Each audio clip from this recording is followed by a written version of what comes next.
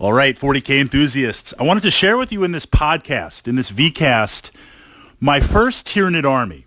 A little bit of background behind it, a little bit of history, and while we're certainly talking about Tyranids, this illustrates this idea of an army plan, of taking units that either you've purchased or you've inherited or you've built along the way and figuring out a plan for how to make them on the table. And this video applies especially for armies where maybe your friend gives you an army or you buy a used army and there's lots of models, you're new to 40K, it's a great deal, and you're sitting there trying to figure out what the heck's going on and where to take your army. So kind of a lot of overall themes in here. Now, I never intended to play Tyranids. It wasn't my plan. It's not that I have anything against Tyranids personally at the time, but I was playing my Eldar, I was playing my Necrons, I was playing my Grey Knights, I was playing a little bit of Chaos with my Death Guard. I mean, I have a lot of 40K armies that were keeping me occupied, and I felt a little bit like, if I start playing Tyranids, I mean, I know I'm going to have a great time, but that's taking away from some of the other resources in 40K that I'm working on. So over time, I said the same thing about Orcs, but I'm starting Orcs and I'm working on that, but that's a tale for another time. So at the gaming club, there was this Tyranid army. I call it a club army because it went from player to player over various years. So we're talking about, 2003, 2004, 2005, somewhere around there, this army started with a number of Tyranid figures. Then it went to another player, and in 4th edition, it picked up a lot of speed, a lot of power. And for those of you who remember 4th edition 40K, Tyranids were extremely powerful. They were a tier 1, number 1 army. They were the number 1 army at a lot of the Games Workshop Games Days and Grand Tournaments when GW supported those. Now, this seems kind of really surprising and weird today because everything is Space Marines. Not that Tyranids aren't good right now, but the fact that Tyranids were so deadly, essentially what you selected just Gene Stealers and one Alpha Warrior as the HQ, and you just went out and clawed stuff to death. I mean, Gene Stealers were absolutely insane. So every Tyranid army you saw was essentially like Warriors, Alpha, maybe some Shrikes, Gene Stealers, rinse and repeat. Gene Stealers were added to this army, and it went to the 2007 GT, I believe, and it did pretty well. At that point, it was sold to another club member, Ultra Bob, and he started adding Gaunts to it. Gaunts in the new Tyranid Codex at the time, at the end of 4th. GW was trying to push a lot of troop choices, right? A lot of troop choices. They made the switch where previously in the rules, looking at the evolution of this army, any unit could score in objectives. And then the move from 4th to 5th, because Games Workshop wanted people to buy lots of really big troop boxes, suddenly Gaunts became quite powerful. Not that Gene Stealers weren't powerful, but the difference, the switch, just for that narrative, that tactica narrative, the trouble with Gene Stealers in previous editions as a dedicated troop choice means you need them to hold objectives. You need them to be there at the end of the game, however space bugs hold objectives, and solid camping on that. But the very nature of Gene Stealers being a dedicated close combat unit with 0 shooty options means you would go out and actively try to throw your best troops against your opponent to try and take them out. So here's your troop choices that are your shock troops. You're throwing out, you're causing a lot of damage, but by turn 3 or 4, they're all completely wiped out. Well, now in 5th edition, you've got nothing to score. You've got no scoring units. You can't win. You can't do anything. So the switch, of course, was lots and lots of Gaunts. Do you go with shooty Gaunts? Do you go with stabby Gaunts? This army evolved with stabby Gaunts because it already had something like 80 or so Gene Stealers. So the army's just already massive at this point, like so many little space bugs going on. More bits than you can even know what to do with. Then the War Master, Matt, takes the army over. So Ultra Bob sells it to War Master Matt, and he's fantastic at conversion work. So now we're into somewhere in 5th edition 40K, maybe the mid or end of 5th edition. And the rage right now with Tyranids is, back then, Flying Hive Tyrant. So he makes a custom Flying Hive Tyrant. Carnifexes were good, but they were a little bit overpriced. but the army didn't have any fexes, so he's adding some fexes. He adds in a couple of brain bugs because exploiting psychics and getting Doom on the table was very, very potent, very, very powerful. And the army kind of evolved out from there. So here's where I come into the mix. I just got paid. Rather than going home and dropping off my money, I figure, well, I'm running a little late. I'll go to the gaming club, right? The stars were aligning. And the War Master, he wanted to buy a new bicycle. So he's like, hey, who wants to buy this Tyranid army? And the price was beyond amazing. I mean, even if it wasn't painted and built, just the plastics alone, it was an amazing price.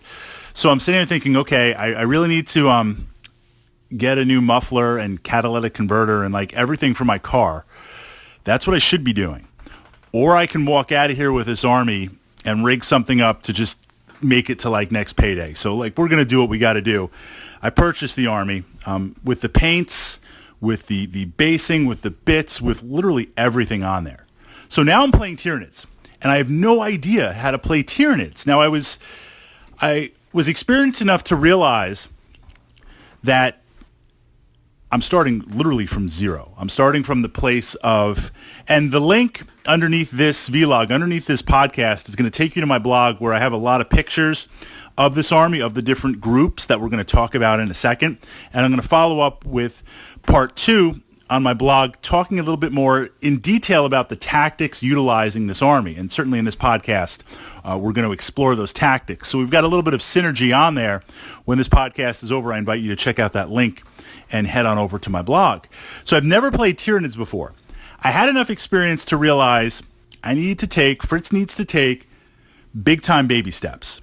Because the mistake I made, and I really can't beat myself up that much for it, because I wasn't aware at the time, I played Space Wolves. I was a son of Russ for a little while.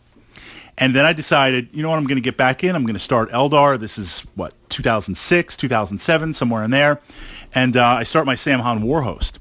So in my mind, Space Wolves equal Eldar on jet bikes. Toughness 4, toughness 4. This is at the time, the stats for 4th edition. 3+ save, 3+ save. Rune Priest with powers, Farseer with powers.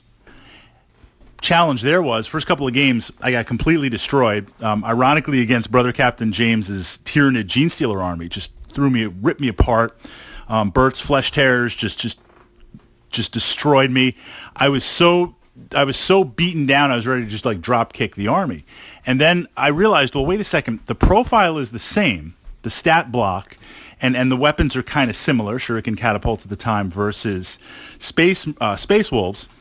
But a Space Wolf is like 15 points less, hits on a 3+, while jet bikes are on a 4+, and has, and they shall know no rules, and all the other secondary rules and stuff that went with it. It looks like it plays a certain way, but it's going to play something different. So fast forwarding to inheriting this Tyranid army, I think to myself, okay, let's just play like 10 or 15 games. Let's just see what these space bugs can do. I can't even focus on the win conditions yet. I can't even focus on the win conditions of the missions because I don't even know what they're going to do. I mean, at this point, if you're playing 40K, if you take a bunch of Grots and you throw them against a Terminator squad, the Grots are going to get pulped. But imagine you're completely new to 40K, you don't know anything. There is that fun. There is that discovery of like, well, what do I do with this unit? Where do I throw it? Where do I bring it? Those first couple of times you play 40K with your Grots against the Terminators, you don't know what's going to happen. There's that discovery where you get thumped down, but you're like, wow, I'm learning. And then over time you learn about your various units. I am intrigued with Orc kill teams. That's kind of interesting, that new release. But you learn what your units are capable of doing. So I've got a bunch of Genestealers. I've got a bunch of Stabby Gaunts. I've got a bunch of Ground Warriors or Shrike Warriors. I don't even know what they do. Like, let's just throw a bunch against Attack Squad and see what happens. This led to an understanding, an evolution of the army, which eventually led to null deployment and other things that have now fanned out to my existing Tyranid armies. This army, though, still comes out to play. I still have a lot of fun playing with it. And certainly, out of all the armies I enjoy playing, anytime I go to an event or I go to the club to play it, people are lining up because it's a fun army to fight. It's not the most optimal army. It certainly isn't the most powerful army under the 8th edition paradigm. I mean, essentially, this is a 4th or 5th edition hybrid army. But it's fun to play. So now part 2. Here's what's in the army. This is what it has. Certainly, look, I could add other units to it. I could diversify out. I could kind of merge it with my entire Tyranid collection of big bugs and other units. But I didn't want to do that because the history of this army going through the club, through all these players, is very, very unique. I wanted to kind of keep that as the same. But we're still going to try and win games. So we still need a plan of what the heck is going on. And now this is where we apply this formula, this template, to maybe an army that you have or a bunch of models that you have that you're kind of figuring out once you move past that learning curve of allowing yourself just to see the units with what's going on. So here's what's in the list by group. We've got a flying Hive Tyrant.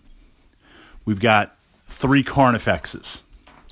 We have multiple groups of Gene Stealers, multiple groups of Stabby Gaunts, multiple groups of Rippers, 2 groups of Raveners.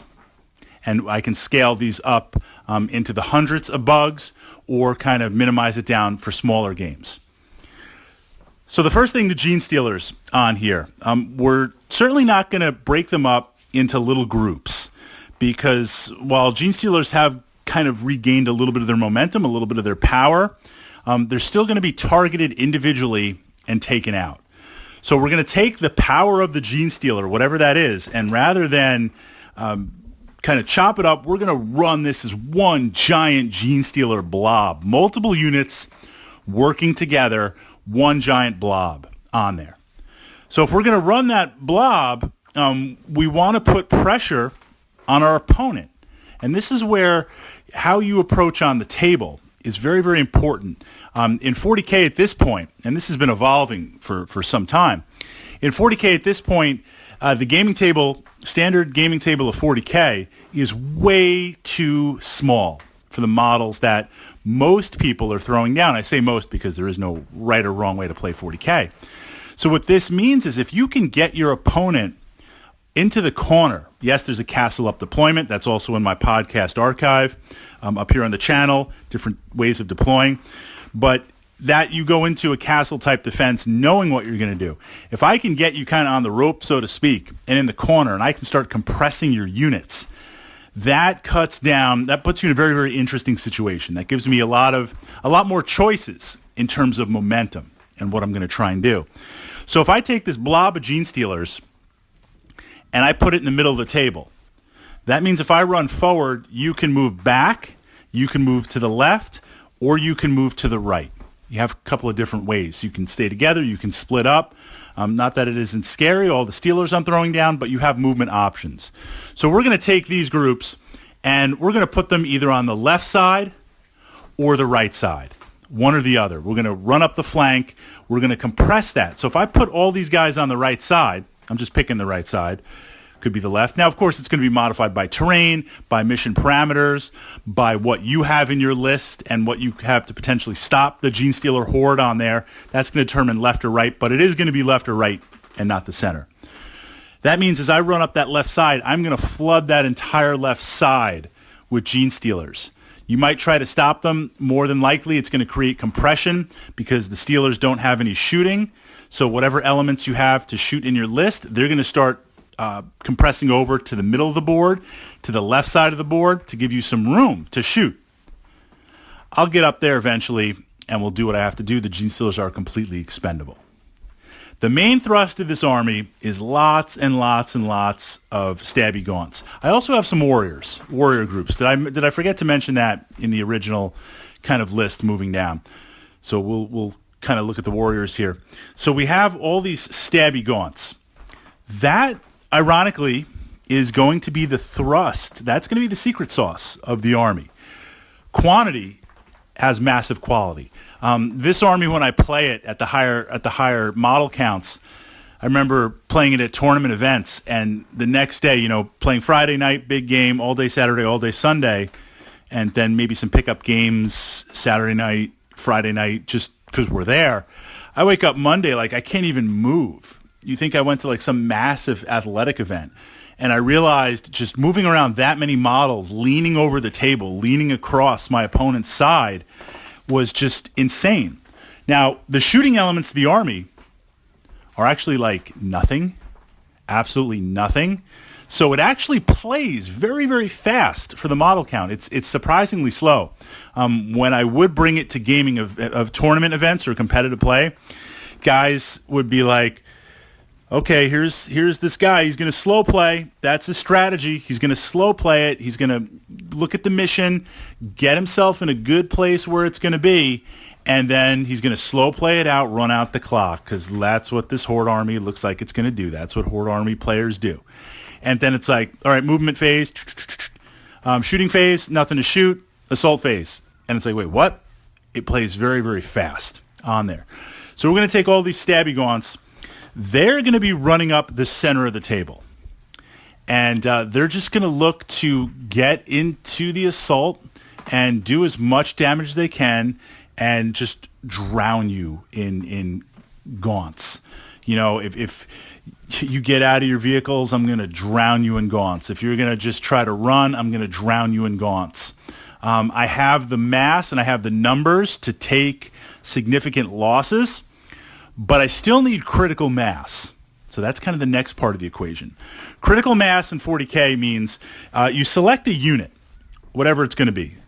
And that unit's going to do something, either shooting or the assault or maybe a little bit of either. And in 40K, it's about removing models.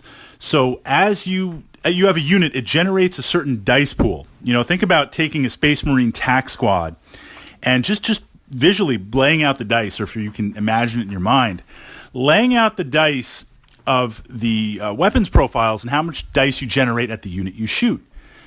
That pool, as you take losses, is going to get less and less and less. So as you engage your opponent and you take losses from their shooting phase or mistakes you make, or even positioning, where they are on the table, you make a mistake positioning, something's out of range or not in the best spot, you are potentially not tapping into that dice pool. What that means now is, okay, I'm going to cause some damage, but I'm not going to have enough dice sustained over a number of turns to effectively damage you. So I have enough gaunts, but I need to make sure I have that critical mass. So we need a little something. We need to throw a little something else into the mix up there. Now, the army came with so many bits, these massive bags of bits that alone, you know, if you've ever seen the Tyranid sprues, especially some of the older ones, there's all the little biomorph upgrades at the time and all the little pieces and all sorts of crazy stuff. If you want to get into that detail, there were hundreds and hundreds, I won't say thousands in a bag, but well, yeah, maybe thousands actually. I should go back. I still got some of those bits. Segmented out. Someone spent like months segmenting all these things out and putting them in little plastic sandwich baggies and Ziploc bags. So I noticed there's a whole bag of rippers, because when you buy some warriors, you get like 2 rippers. When you buy like Carnifex, you get like 2 rippers on the kit. It's been a long time since I purchased some of the bigger Tyranid kits, so I don't know if they still do that. But essentially, you got little rippies over time as you bought other models. So I go, okay, well, we're just going to start generating massive amounts of rippers because I have the models here and I have the paints that were included with it. And the paint scheme is simple, but it looks really striking. I call it Hulk Nids, like the Incredible Hulk, because it kind of got that effect and they kind of get angry and you know, space out and do what they got to do on there. So I put out a call to the guys at the club where I'm like, I need the larger size bases. You know, I need as many bases as we can. I'm like tapping into all the secret resources, getting like, I think now I'm up to like 40 bases, 40 Ripper Swarm bases. Flood the table with Rippers. So the Rippers here, they're going to move out first. There is, whether we want to call it a scouting unit or a probing unit, a lot of players in 40K will shoot at the closest thing, either because, and I don't mean this disrespectfully, they haven't understood target priority yet, or 2, they realize, look, there's other targets I got to shoot at, But anything when you're staring down in massive amounts of numbers, I need to thin those numbers, especially depending on the rules edition, whether they're moving fast or not. I mean, Rippers do move extremely fast, and with that. Now, the key with this, of course, is I can't just send the Rippers out and say, okay, guys, keep them busy, and then I'll run up behind with the Stabby Gaunts, and while the Gene Stealers work on one of the flanks and create pressure and shift you. Because what that means is in one turn, they're going to shoot all the Rippers, take them out, and then what have I really gained? Because the Gaunts aren't up there close enough to engage in the assault. So depending on the models, you have to look at the speed of both units and kind of, I'm trying to think of a way to describe it, chain one behind the other. Have something behind the other. So these Rippers are moving up as a screen, and I'm willing to sacrifice them because my opponent has to make a choice. Blast all the Rippers, and now the Gaunts jump in, or try to go after the Gaunts, then the Rippers will jump in. Certainly the Gaunts are more damaging than the Rippers, but then that will take pressure off the Gene Stealers, and they'll hit you. Or ineffectively shoot at both and see what happens. And that assumes a normal dice roll. If you get a lesser dice roll, then, okay, you change things. So the next piece of it. What if I play a fast army? Now, more and more, you're getting more and more models on the table. GW's bigger and bigger games. But there still are some pretty fast armies out there, especially if you're mech'd up. Currently in the meta I'm playing as of posting this podcast, Razorbacks are still doing very strong. There's a lot of fast elements in there. So we need something that can catch up or just kind of hit these faster elements and slow them down or add a little bit more of compression on there. That's where the Rippers come in. Excuse me, not the Rippers. The Raveners. That's where my Ravener swarms are going to move in, because there were a number of Ravener kits in there too, so I added Raveners. We kind of get those guys going. The Raveners aren't really big enough to cause, in terms of model count, to cause significant damage. They're not game changers. They're more of a stopgap to buy me time for the rest of this carpet of space bugs kind of moving forward. So now this leaves us with Carnifexes and the Hive Tyrant. And the Hive Tyrant is key. I didn't lead with the Hive Tyrant.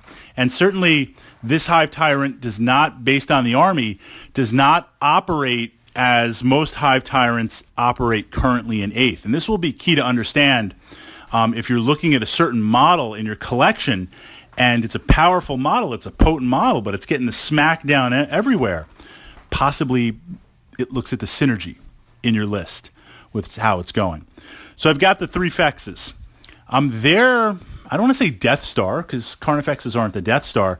They're my dedicated assault unit. They're the dedicated unit that if you have something really rock solid and powerful, I want to hit them with the Carnifex. I could drown you in Stabby Gaunts. I could drown you in Ripper Swarms. I could drown you in Gene Stealers. You're going to cause a lot of damage. I'll probably win on volume of dice alone. But then, remember, I'm on foot. I've delayed the army by a turn or two. So the army is vulnerable to taking 2 or 3 dedicated assault units and you planting them. Plant your flag. Pulling a 300 and just holding your ground, and I crash against your shield wall. I'll win that day. But it's going to burn game turns, and it's really going to slow down my army. I can't. I got to catch up. And ironically, with this army, I've won a lot of games. I've lost a lot of games. I've crushed a lot of games. I've done well. I've never, with this army, and I keep detailed records of all this stuff because I'm kind of like that, I have never beaten Dark Eldar with this army. Dark Eldar is always mech'd up, always skimmed up, always fast, shooting me at everything, bypassing everything, making me remove models. I'm not saying it's frustrating. I mean, it is a little bit, but that's how it is. But something super fast, super mobile, super powerful. The army as it exists right now, this Tyranid army just doesn't have the push to do that. So against certain armies, yeah, I'm going to just get completely destroyed. We're going to play it out because, that's what the hive mind wants to do. And honestly, if I kill like 4 Dark Eldar and I expend the whole brood, well, we're still going to get our resources back once we kind of take over the star system or the solitary planet system, whatever's in the narrative. So a win is still a win with that biomatter on there. But the being vulnerable to 2 or 3 dedicated assault units just kind of holding their ground, I'm going to throw the Fexes at them. They're going to hit. They're not going to wipe out those dedicated assault units, but there's this expression when 2 tigers fight, a martial arts Budo expression. 2 tigers fight, one wins, one dies, and the tiger that wins is mauled and maimed for life.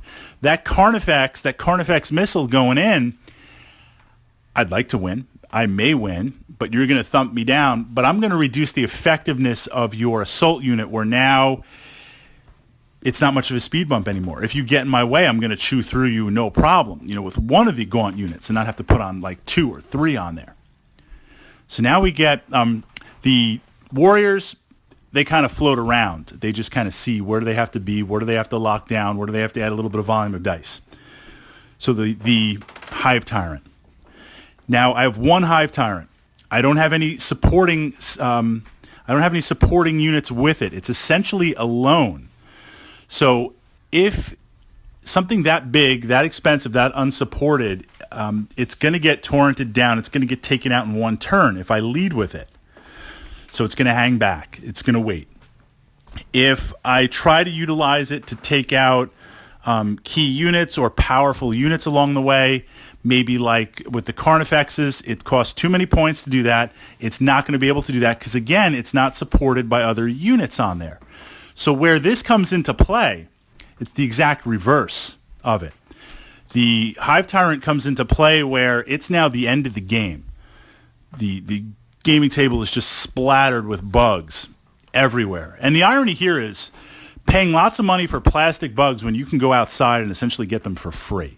I mean, that's GW is like, let's make an army that's bugs with stuff you can get for free, and we'll charge like 100 times more. But at the end of the game, everything is smashed. I've got no Steelers left. I've got no Gaunts left. I've got no Rippers left. Maybe there's a couple of Raveners hanging out. Some Warriors are hanging out. I mean, it's just a mess. And your army is just likewise, obliterated and just a mess. You've got like 3 Space Marines hanging out on some sort of, building looking heroic, planting the flag. You've got a beat up Razorback in the back. Maybe you've got a couple of Devastators still around, but they're down on dice. They really can't put out that much damage. You're a mess too.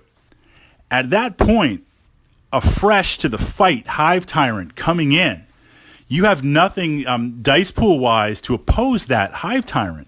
That Hive Tyrant is going to become beast, endgame beast, where if we're talking about fighting over table objectives, I don't need to wipe out one little area right away. I just need to bring you down a little bit, bring that tack squad down to 3 or 4 Marines, and you're holding, and then endgame throw out the Hive Tyrant in there, and what's left of my ragtag space bugs kind of focus them on certain points to win there. It's certainly not the most efficient use of the Hive Tyrant. You're paying all these points, pay some more points to add some models, get that synergy, and turn it into a Death Star, into a true powerhouse, or add multiples on there. But again, I'm trying to preserve the integrity of this collection because it has so much history behind it. I have limited it to what did it come with and what's in those bits bags that I can build. And we're deliberately not breaking it out. So working within that, there wasn't enough to build another Tyrant on there. Going on with that understanding, that is how I utilize the Hive Tyrant. Not getting the most efficient points, not the best way to use it, but based on the synergy, or I should say lack of synergy in the army, it becomes much, much deadlier endgame as opposed to front-loaded like most HQ choices are, or, like in my Berserkers of Scalathrax list, my Lord on the Juggernaut, that's completely front-loaded. It's got the Juggernaut, it's got the upgrades, it's got the spawn, it's got other units going in alongside of it. That's trying to hit you as soon as it can. I'm not waiting until the end of the game. Completely different aspect on it. So that's kind of exploring this unique Tyranid army. That's kind of looking at how it plays. And again, sharing with you a little bit of history on there, but ultimately trying to present to you this idea of a template where you can look at the units you have, the models that you have in your collection, wherever it is at the moment, whatever you have, and figure out, based on what I have, look, you're going to add more, you're going to make things better, you're going to do all that, but based on where you are game by game, step by step in the hobby, what's the plan for the units? what's the consideration for the table? What's your plan to kind of make everything work and come up with some synergy to see how it goes and build it from there? And I think this is a great, great example of it, real time, looking at the history of this army. So I want to invite you again. The link is underneath this podcast. It goes into a lot more detail, shows a lot more pictures, things to look at, and a little bit more synergy. And based on the comments that I get over on my blog, we might revisit this step 2. We might look at things that are a little more in detail, units specifically, if there's some ideas, and we'll kind of evolve out from there.